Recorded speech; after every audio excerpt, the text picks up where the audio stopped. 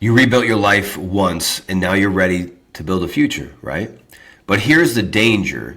If you don't change your foundation, you'll rebuild the same house that collapsed before. So today we're going to talk about vision, how to build a future that doesn't cost you your peace. There's going to be a challenge. There's going to be some questions at the end because I love this to be practical. I literally want you to tear this thing apart. My name's Anthony Thompson. I'm the founder of Divorced Dads of America. We're going to rebuild 1 million dads, transforming their life and their legacy. We're going to defy the odds of divorce against dads and their children. We're going to do that. It's not going to be easy. Life is hard. You choose your hard, and you're choosing this road because you believe that it's possible. And I'm going to tell you, it is possible. There's dads, hundreds of dads going through this that are rebuilding their life, transforming it, generating cash flow, changing their mindsets, crushing dad life, right? Rebuilding all of those things. That's what rebuilt is. This is what we're doing here today. And so rebuilding without losing yourself is a wild idea, right? You're in the midst of it. And I tell guys a lot of times, and you have to know this, is that, for example, when you're playing high school, my son's playing high school football right now. And I played college football. So, kind of a little bit of this. When I played high school football, there was a set ways. There was things I did.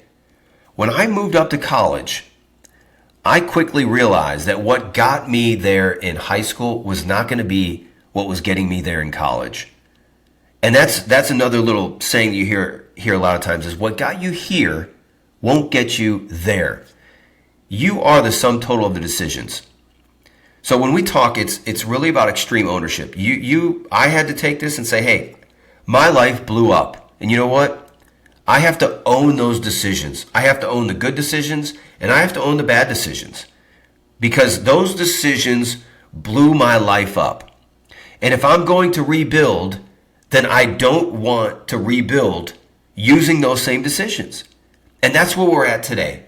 That's why this vision is so important. That's why when I sit and talk with guys, that's exactly what's happening. I was talking with a creative director for one of the top video games in the world. And we talked about this. He said, man, my life blew up and this happened. I said, I get it, man. We need to create a new game for you. And I'm here to help you create that game. You can't do it on your own because what happened before is you blew your life up. So we're going to do some new systems, some new things with what you learned from the past so that you can rebuild that faster. And you can build a game, a life, a future, your children, all of those things faster than you've ever done before.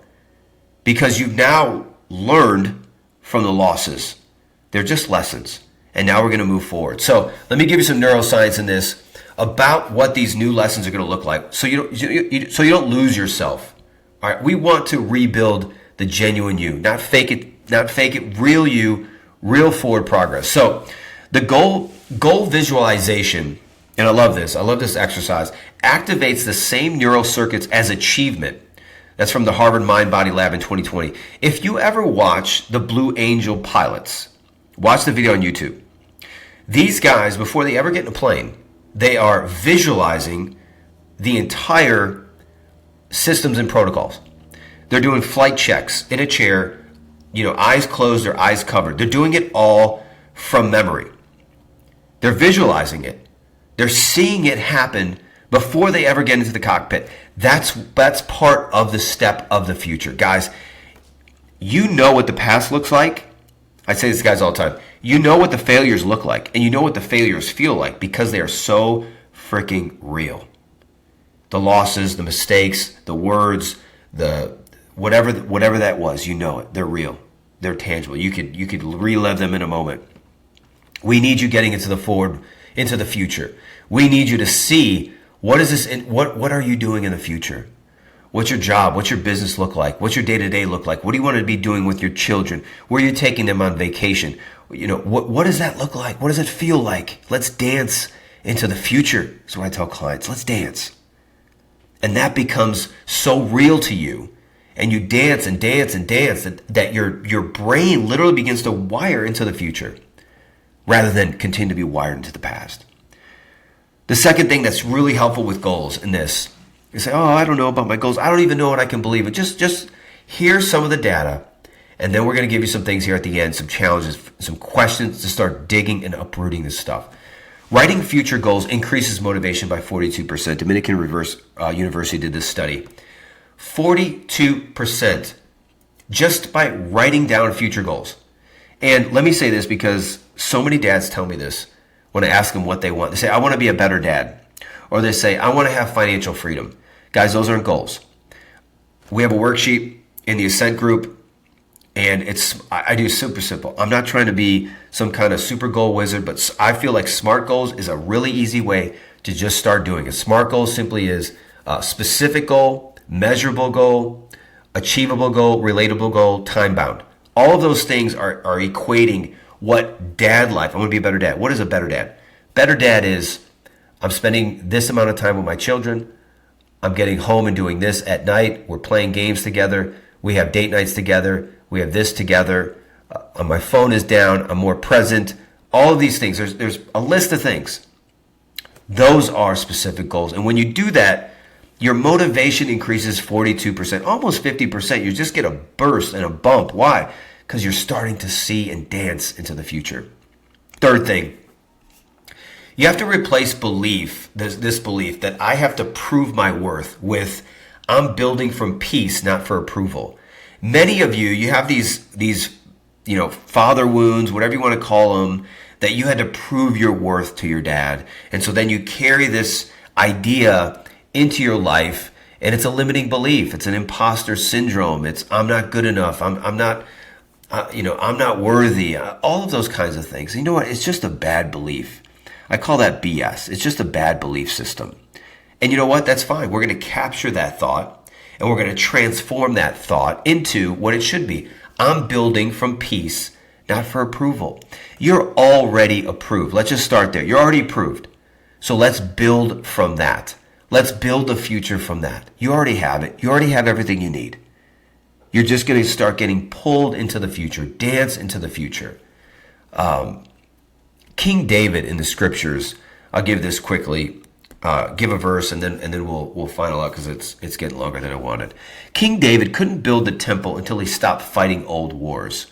I say that to say you can't create the future while you're still at war with the past, right? It's the whole driving the car. You can't drive forward accurately while you stare behind you of what's going on. It's just going to be a wreck.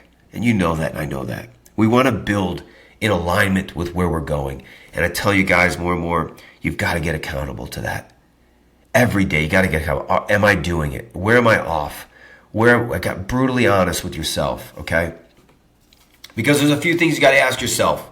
If we're looking at focus, what future do you want your kids to remember? If we're looking at awareness, where do you still overwork to avoid emotion? Many of you guys are staying busy because you can't sit in quiet.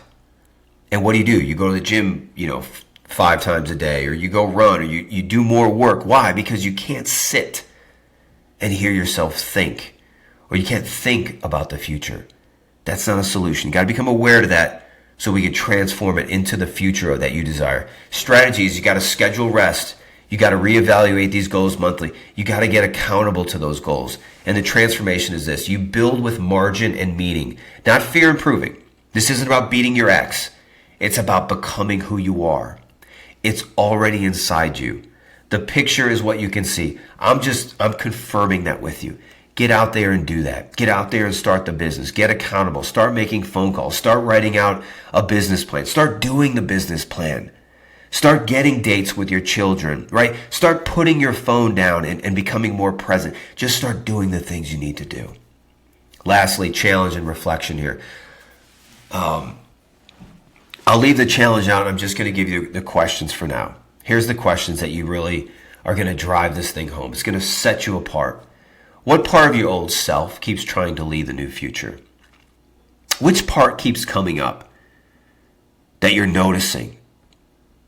Number 2, where are you building without boundaries? And what do I mean by boundaries? I don't mean that you just close yourself off. Boundaries is discipline. Where do you lack discipline in what you're building for the future? What distractions are coming in the way of you building for the future? So many guys I hear talk about they want to make more money. but they're still watching TV and they're still scrolling on their phone and they're still doing all this stuff with all these people, but they're not doing the thing to even consider what's the plan for creating cash flow. Who are you with to create cash flow? Which individuals are already creating the cash flow you want that you can learn from and grow from and get mentored by? Simple steps, accountable steps. Third question, does your calendar reflect your calling or your coping? Does your calendar reflect your calling or your coping? I feel like this is a good time for this. Guys, there are some addictions you have you got to let go of, and it's going to hold you back, and your children are going to suffer for it. I know you don't want your children doing drugs. I know you don't want your children watching porn. And I know you don't want your children drinking more than they should. I know you don't want your children smoking weed. I know you don't want your children avoiding the hard decisions, the hard choices, the reflections, and the awareness. I know you don't. You don't want that. They're going to get it if you don't figure it out, if you don't put it down, if you don't get help, if you don't even ask myself. I'll share with you, I had to go through all of those. You got to get real, man. This is one, you got one life. Your kids are worth it. You know they're the most valuable things on planet Earth. Your life is valuable. Your time is valuable. Is it actually as valuable as what you say it is? If your children are as valuable as you say they are, then you're going to make the choices. Your choices are going to prove how valuable you say they are. I know it's hard. I know it's not easy.